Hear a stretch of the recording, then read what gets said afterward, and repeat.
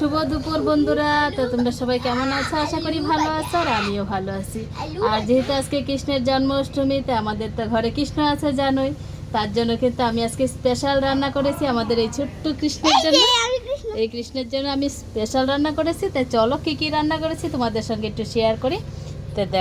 তো দেখো এখানে আছে আলু ভাজা, ঢেঁড়স ভাজা, তারপরে হয়েছে এই যে ঝিঙের পকোড়া, তারপরে হচ্ছে পনির পকোড়া, বেগুন ভাজা, তারপরে আছে লেবু, তারপরে এখানে আছে হচ্ছে কিনা বাটার পনির, আর এখানে আছে লাউ দিয়ে মুগ ডাল, আর এখানে আছে খেজুর আর টমেটো দিয়ে চাটনি।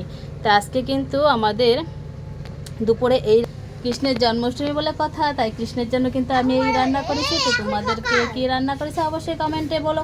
তো চলো এবার কৃষ্ণকে খেতে দিব। তো কৃষ্ণের থালাটা আমি কিভাবে সাজাচ্ছি সেটাও তোমাদের সঙ্গে শেয়ার করবো, তো দেখতে থাকো। তো দেখো বন্ধুরা, আমি কৃষ্ণের জন্য কিন্তু থালা সাজিয়ে ফেলেছি। তো দেখো কেমন হয়েছে থালা সাজানোটা, অবশ্যই বলবে। তো আমাদের কৃষ্ণকে এবার খেতে দেবো। তো চলো এবার আমি কৃষ্ণকে খাওয়াবো।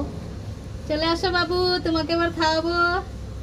তো দেখো বন্ধুরা, আজকে কিন্তু আমি কৃষ্ণের জন্য রান্না করে নিয়েছি। দেখো আমি কিন্তু সকাল থেকে এগুলো করেছি সমস্ত কিছু। তো চলো এখন কৃষ্ণকে খাওয়ানো যাক। সকাল থেকে কিন্তু কিছুই খায়নি, শুধু একটুখানি ছাতু খেয়েছিল। চলো।